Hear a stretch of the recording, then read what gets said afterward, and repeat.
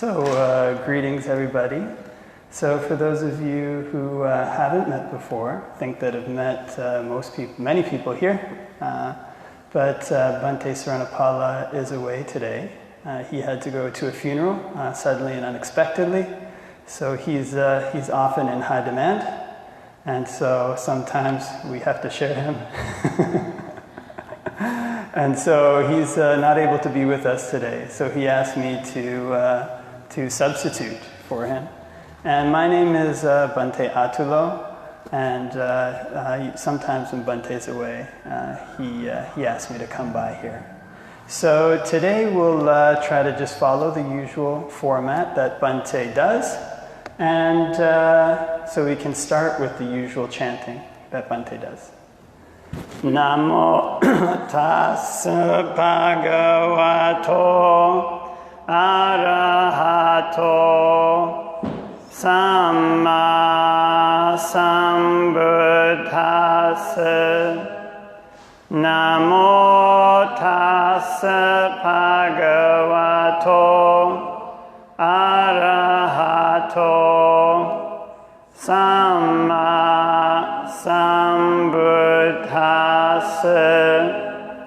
Namo tassa bhagavato arahato samma sambuddhassa.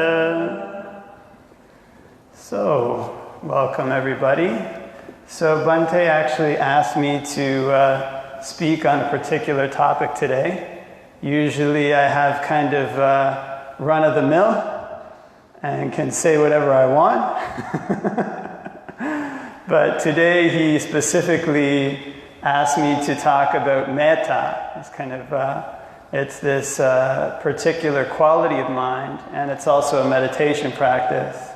So he said we just had this, Bhante organized this kind of meditation in the park. I think it was just recently. And my topic was mettā. So he said, okay, talk about it again. So some of you who were there may hear a bit of a repeat of what it said before, but it's an important topic, and so it's worth repeating. And so one thing with the Buddha's teachings that's interesting is sometimes we'll hear about meditation as kind of like a technique that we do to kind of, gain enlightenment. So we just find out the right technique, and we keep doing that technique, and in doing that technique the right way, over and over again, then we should be able to eliminate all of our suffering and have a perfectly clear complexion, become amazing at sports,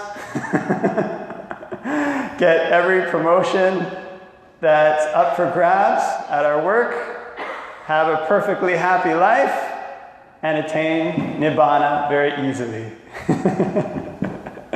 This is sometimes the way that meditation is presented. But the way that the Buddha taught meditation, of course, there are many benefits to meditation. But it's not so much a technique as it is a skill. So in the old days in the West, most of the occupations required the development of a skill. So, we had carpentry, you were the blacksmith or the candle maker or the butcher or the baker. All these kind of professions required a certain skill. And to learn this skill, people had to undergo an apprenticeship, had to kind of learn directly from another person, because you can't really just pick up a skill from a book. You can read the book, it'll tell you, okay, this is what's involved in the skill. It might tell you a few techniques on how to build a house. But to learn to think in the same way as somebody does who already possesses a skill, you tend to have to live with them. You tend to have to stay with them. And so when Western society progressed in the kind of, I don't remember what it was, it might have been actually the 1700s, especially with the European Enlightenment, there became a very strong emphasis on reason which is good. And in different fields, people use the application of reason to try to advance those fields, to try to find newer and better ways to do things in those fields. And in this particular field, this particular philosophy, this philosophy of economics is emerging, kind of growing. There was a man who came along, his name was Adam Smith. It's kind of Adam Smith, kind of the godfather of Western economics. He said, wait a minute. If we, instead of having one person do all these different tasks, if we have people specialize in particular tasks and do those tasks over and over again, then we're going to be able to make a lot more things. People will be a lot more wealthy. And so this principle of specialization made its way into economics. Through economics, this principle made its way into the factories. Through the factories, and through this emphasis on efficiency, this principle got imprinted on the Western mind. And this imprint on the Western mind is the imprint of techniques. What's the right way to do something? What's the most efficient way to do something? What's the correct, way to do something? And this is a good thing in certain areas, right? I mean, if we want to make a lot of cars really fast, we can't have one guy making the whole car. It's kind of, probably nobody here would be driving a car if one person had to make each car. It's kind of in an assembly line, there's robots involved, and this is good. So this has been a huge benefit to the Western economic system. But because this thing about techniques has imprinted itself on the Western mind, when people come to meditation, what they look for often is not so much the development of a skill, but the possession of a technique. How do I do this technique? What's the right way to do this technique to get the most efficient results? And oftentimes, the results that one is aiming for can also be influenced by some of these previous philosophies. I know this was the case for me. When I first came to meditation, I had absolutely no interest in Nibbana. I was basically interested in having, healthier relationships, doing better at school, getting better marks. Or kind of, I don't think I was doing athletics then, but if I was, I would probably be interested in meditation for the sake of athletics. This was the reason for which I came to meditation. And when meditation infiltrates itself into Western culture, it does so through the same purposes that Western culture pushes itself. When meditation in the West now has come to Western culture, oftentimes it comes for these purposes, the purposes of getting better jobs, better houses, for psychological purposes, which are good, getting kind of a little bit more mental health. These are all good things. And the automatic way of looking for it is to look at it in terms of what's the technique I can use. What's the right way I can do this technique? So interestingly enough, in Burma, they have many kind of meditation masters famous for their techniques.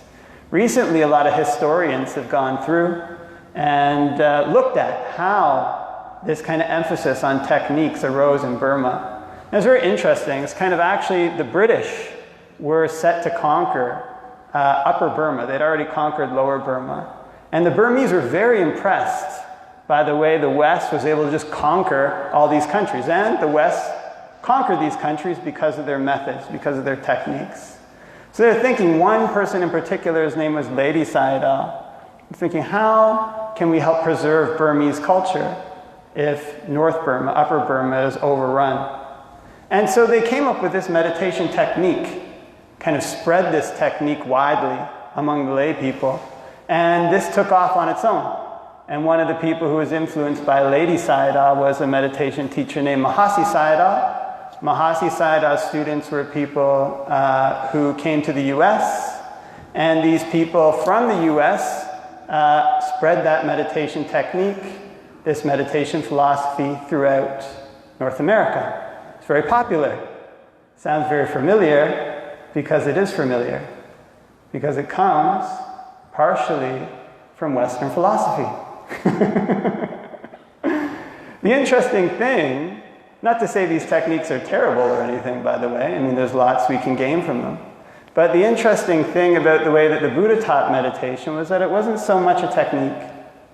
If we want to learn meditation as a monk, the first thing you have to do is find a teacher, a real person. Not necessarily because he's your meditation teacher. If you want to be a monk, you have to live under a teacher for 5 years.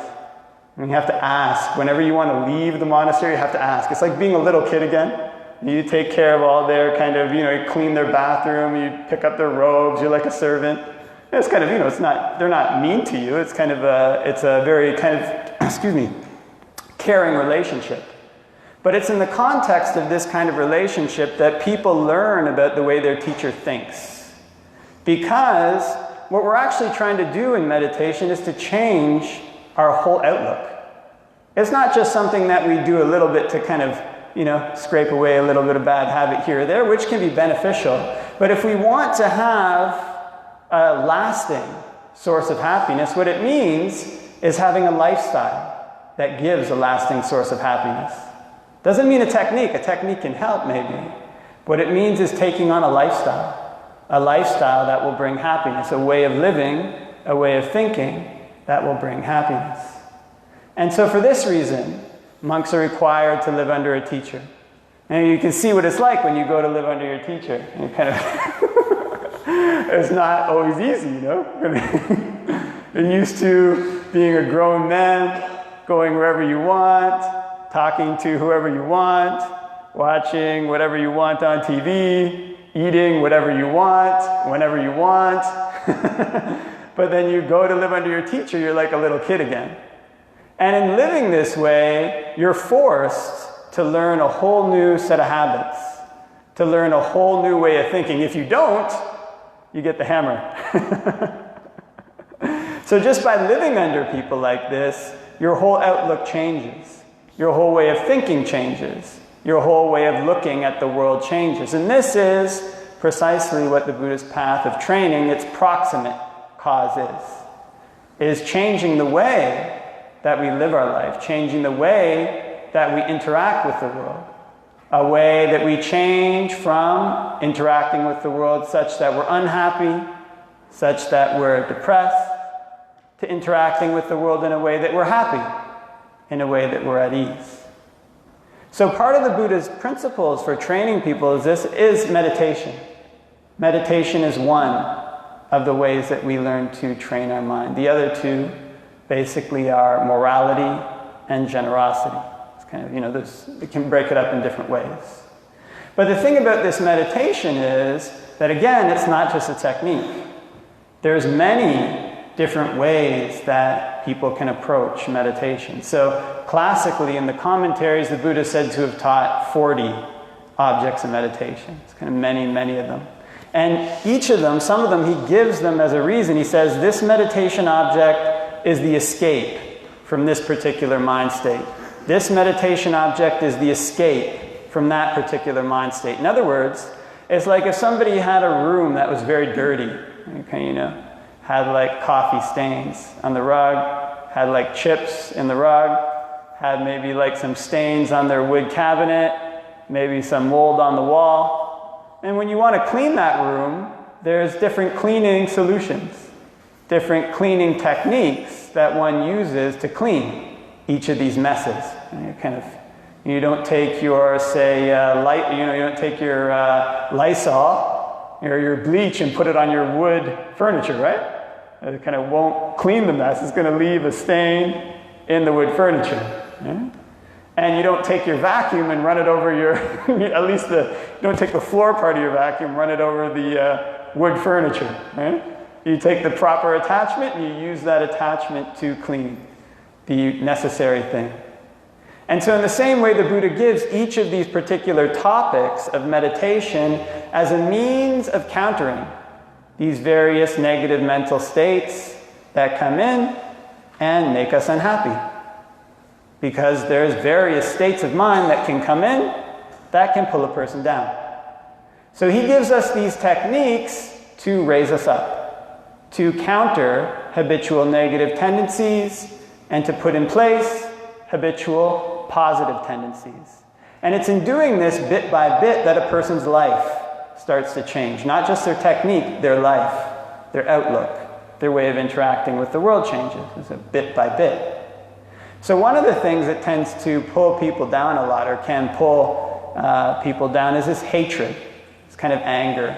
And so this can come up in many different ways. Actually, at the retreat, Bhante asked to say some things about mettā. And one of the ladies there, after talking about mettā, she says, well, what about forgiveness? She was really intent. Forgiveness, this is a way that hatred can arise. It's kind of inability to forgive people who have done something wrong to us in the past. Almost everybody has something like this. It can come up various times. Oh, this person, look what they did to me. Sometimes the things that have been done to one are serious. You hear of things that people, some people have been, badly physically, beaten up. There's many terrible things that people do to one another. And it's possible that in a room this size, with people, this many people, that there may be people who have had unfortunate and bad experiences. It's kind of hard to forgive people in these situations. It can be hard to forgive people in lesser situations. I heard this story about people get very upset about traffic, and heard this story about there was this one guy, and he was in a kind of line, going to, I think it was in the States somewhere, and he's about to go through like a toll. They had these like tolls, and he's about to get to the toll or something, just kind of paraphrasing, and this guy comes in and cuts in front of the guy in front of him, right? So the guy in front of him gets really mad, and he opens up the door to his vehicle, and he goes around the side. The guy who was watching could see this fellow. He's looking in the window, and then he sees this stick come out and hit the guy on the arms. So then the guy goes back into his car, and he sees him rummaging around, and the guy pulls out a gun. And so he went up to the first guy, and he sees him point the gun at the fellow, and the fellow backed his car out, and the other fellow pulled up. It was this kind of really banal thing, but can create a huge amount of hatred. It's kind of traffic can arise, allow hatred to arise. This jobs can allow hatred to arise. People steal another person's promotion. People treat one not the way they'd like at work. This can cause this mind state of hatred, of resentment to arise in a person's mind.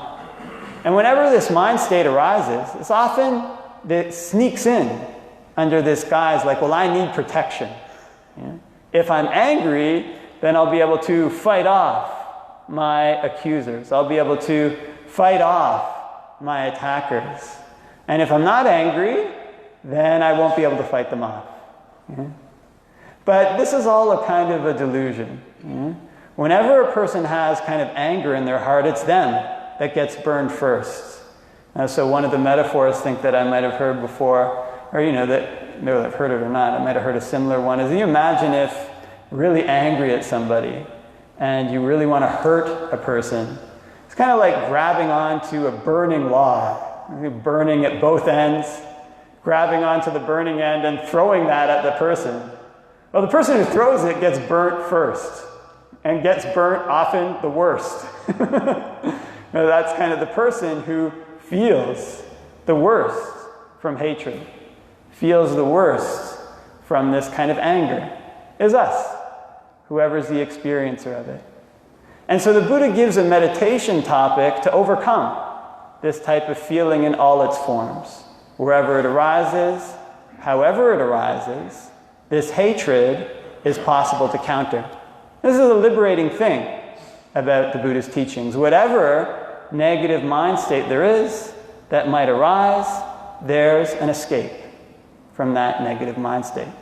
There is a way to overcome it. And not just temporarily, there's ways to overcome these mind states permanently, so that they don't ever arise again. And so the Buddha gives a simile like this of kind of somebody who takes like a bad plant, say like some kind of weed, some kind of vine, and he cuts the vine off, then he pulls up the roots, and even pulls out the little root hairs. Then he chops the root into slivers, dries the slivers in the sun, and then burns the slivers. Then he takes a basket and winnows the ashes in a wind. And then he says, what do you think, monks? If somebody does that, will that vine be subject to future arising? And he said, no, this is at least what I remember. And in the same way, it's possible to permanently eliminate our defilements so that they don't arise again, so that they're destroyed, so that they're made like that vine, chopped into small pieces, dried in the sun, burnt by a fire, and winnowed by a wind, so that even their shadow doesn't arise again. And it's for this purpose that the Buddha teaches these meditation techniques. So for hatred, the escape from this particular emotion is this meditation method which is called mettā bhavana. And this mettā bhavana means goodwill. In other words, it seems kind of obvious, right? You got hatred. What's the counter for hatred? Goodwill.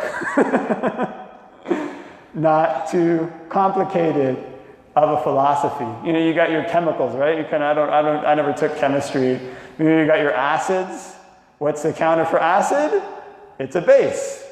Kind of mix an acid and a base together and they neutralize each other. Excuse me. So in the same way, the opposite of hatred is this goodwill. Now it seems like it should be something very simple to cultivate. Something very simple to eliminate this kind of anger. Right?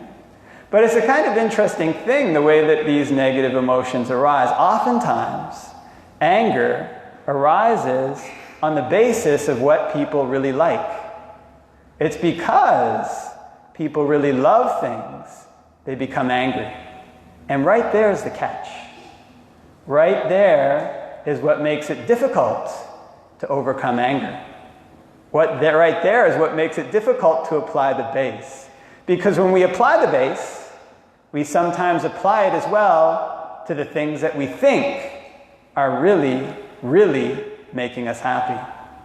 So one of the things that's interesting that I learned about from, I think it was somebody who was maybe a divorce, I can't remember where I read it, but he said, if you go to court, the most dangerous court is not the court where you got like the hardcore murderers, The most dangerous court is family court.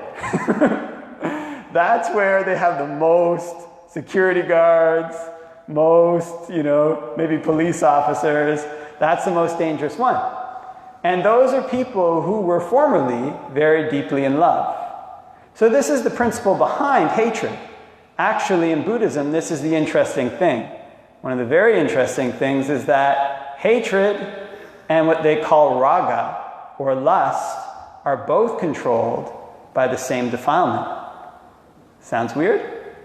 Both hatred and lust are both controlled by the same negative mind state. It's like kind of people love to watch, you see these movies, right? The movies that make big, huge gains at the box office that people just love to watch. What two things do they have a lot of? They have a lot of sensuality and they have a lot of violence. So in Buddhism, the defilement that controls both of these things is called raga tanha. Raga tanha is like this kind of double-faced person, and kind of like a very skilled con man. Like, you ever see that good cop, bad cop? The good cop comes up to you and says something really nice, and the bad cop gets really angry at you, and together they get you to do whatever they want you to do. And in the same way, when a person is controlled by hatred is like kind of this ring in the bull's nose. Whatever a person has this ring in their nose, they can be pulled by hatred. Pulled to the left, pulled to the right, pulled up, pulled down, pulled left, pulled right, pulled into a ditch. Wherever a person wants to be led, that's where they go. So long as they have this ring in their nose, this ring of hatred, this ring of sensuality. So if a person has this, they're able to be led. So the Buddha's solution to this is twofold. Kind of one of them is this practice of mettā bhavana, which is what Bhante asked me to speak about. So in this practice of mettā bhavana, what makes it tricky is that there is this kind of love that we spread. Actually, we use the word kind of goodwill, because it's not the same as this kind of loving. Kind of like, this person is mine, you know? Do what I want, you know? You notice when people, when you really get something attached to something, you get really upset, doesn't do what you want. So this kind of mind state that we learn to cultivate is very caring, but to a certain extent it's also pulled back. It's towards, but it's also backwards. It's involved, but it's also disengaged. And so the way to cultivate this is to wish for people, not, may you always do what's pleasing to me, you know? Do what I like, and then I'll love you, you know? Oftentimes this is what liking and loving is based on. So long as people or things do what one likes, they're easy to love. Oh, I'm so in love. The minute they stop doing what a person likes, they're easy to hate. Very easy to hate. So this type of mind state we learn to cultivate is not necessarily based on people, on things, on situations going the way that we think they should. Going the way that we expect they should. What it basically starts with is a love for ourselves. It's basically having this caring for ourselves. Look, hatred, if I cultivate it, will drag me down. Hatred, if I cultivate it, will make me unhappy. So caring for myself, I should eliminate hatred. Hatred, if I cultivate it, will harm other people.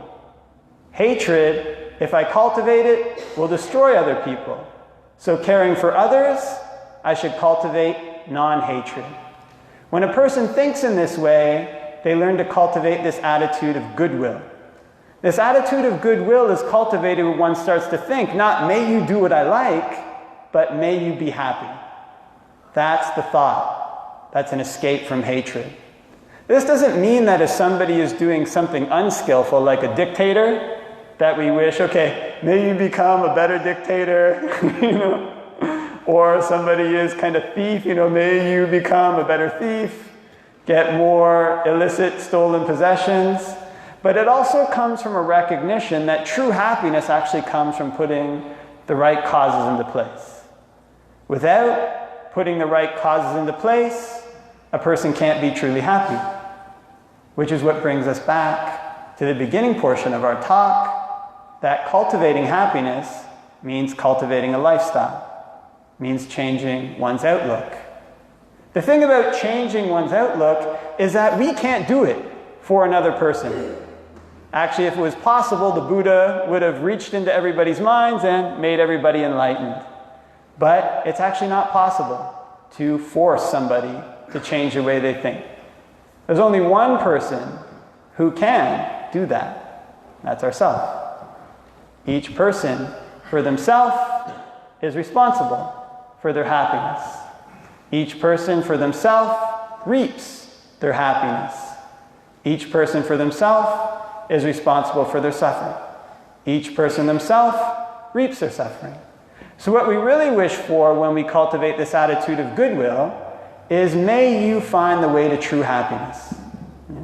May you find the way to put the causes in place that will bring you true happiness. And the nice thing about this wish is you really can wish it. It's really something you can cultivate. It's not, you might be a nice sentiment to think, may I be totally in love with everybody, like the same way a mother's in love with their child. But in reality, you know, you meet people and just because you're from, you know, you might think differently. You might be both good people, but you might just, you know, like one of those magnets, you might just push each other apart. Doesn't mean that you're bad or that person's bad. But practically, it's just not that easy to be totally in love with everybody. But what we can cultivate is this attitude of goodwill. May everybody, may all beings find a way to true happiness. May all beings find a way to the end of suffering. Because this type of thing, this cultivation of good qualities doesn't take anything away from anybody else. Doesn't remove anything from anybody else. If one person cultivates good qualities, that spreads to other people. It makes it easier for other people to cultivate good qualities. So everybody gains when we cultivate these wholesome qualities, when we eliminate hatred from our mind. And this means it's possible to cultivate this even with a dictator. Even with, some people don't like, I remember when George Bush was president, a lot of people didn't like George Bush. Well, you can cultivate goodwill to George Bush, even if we don't like him. May you find a way to true happiness. May you find a way to true ease. May you be at ease. Because if George Bush is at ease, it makes it a lot easier for us to be at ease. Right? If the dictator is at ease, truly at ease, they've truly cultivated good qualities, it makes it a lot easier for us to be at ease. So seeing one's own benefit, one cultivates this goodwill. Seeing other people's benefits, one cultivates this goodwill. And in cultivating this goodwill, what one finds is that hatred just gradually fades away from one's mind. This is the escape that the Buddha gives for hatred. And it's a true escape. It's a real escape. It's an escape that goes outwards and is pulled back. And it's an escape that's involved and also detached. But it's an escape that's a true escape. It's an escape that really leads to the end of hatred in a person's mind. And the ending of this hatred, the arising of this goodwill, brings happiness, brings ease. This is one of the reasons that these kind of things are difficult to see or difficult to cultivate at first is because there's these feelings, the feelings that come from practicing the Dhamma, the feelings that come from putting the Buddha's teachings into place, are things that if a person has never cultivated them, they don't have a kind of metaphor to give them. It's not like the happiness that comes from like chips or pop or sports or movies. It's not the same. It doesn't graft the same way. It's kind of like, often use this metaphor of like growing a garden. When the weeds are pulled out of the soil of the garden and you plant a good seed and you water that seed, over time it slowly grows. The day comes when you see it break through the soil. The day comes when you see it growing with leaves. The day comes when you see it mature, and the day comes when you see it bear fruit. And when the plant bears fruit, a person eats that fruit, and they're nourished by that fruit. That's when they know for themselves what it tastes like. That's when they themselves become nourished. And that's something that people can't take away from that person. And this is why the Buddha's teachings are said to be pacchatthang veditabbo. Now, pacchatthang veditabbo means to be experienced individually by the wise. So although we can't reach out and make everybody in the world be the way we want, can't make everybody in the world be a vegan, stop killing animals, can't make everybody in the world stop driving gas guzzlers, can't make everybody in the world stop, using guns, speaking harshly, can't stop everybody in the world from being a racist, whatever kind of terrible mind states there are in the world, we can't stop people who are intent on cultivating those from cultivating them. They'll find a way, one way or another. But the thing about it is that the suffering that arises in our minds doesn't come from these people's actions. It comes from hatred. And this is something we can stop. This is something we can put an end to. This is something that there's a true escape from. And the escape from hatred leads to happiness. The escape from hatred leads to ease. So there's a simile that the Buddha gives. It was this one monk, and he got kind of very involved with the nuns. There was an order of monks, order of nuns, and this monk would kind of go hang around the order of nuns a lot. And it was to the extent that if anybody said anything bad about the order of nuns, then he would get really angry. And then if anybody said anything bad about him, the order of nuns would go and back him up. Okay, we got his back. And so word of this reached the Buddha, and he called the monk to him. He said, tell this monk, come, the teacher calls you. So the monk came and he said, is it true that you're associating with the nuns so much that if they say anything about you, then they get angry? If anybody says anything about them, you get angry. And he's like, yes, Lord, it's true. And he says, it's not appropriate for you who've gone forth out of faith to behave that way. And then the Buddha says some pretty extreme things, which shows you just how far this elimination of hatred can go. So you ready? He says, if anybody speaks harshly about the order of nuns, you should think thus: my mind will remain unshaken, or I'm paraphrasing here. I'll remain unagitated. I'll pervade that person with an attitude of goodwill. Having pervaded them with an attitude of goodwill, I'll pervade the entire universe with an attitude of goodwill. He says, if anybody should strike the bhikkhunis with a clod, my mind will remain unagitated. I'll pervade that person with an attitude of goodwill. Having pervaded them with an attitude of goodwill, I'll pervade the whole universe with an attitude of goodwill. Then he says, if anybody should strike the bhikkhunis with a knife, so it's getting extreme, basically kill them, my mind will remain unagitated. I'll pervade that person with an attitude of goodwill. Having pervaded that person with an attitude of goodwill, I'll pervade the universe with an attitude of goodwill. Then he says, if anybody should say to you harsh words, the same thing. Pervade that person with an attitude of goodwill, pervade the universe. If anybody should strike you with a clod, pervade that person with an attitude of goodwill, pervade the universe.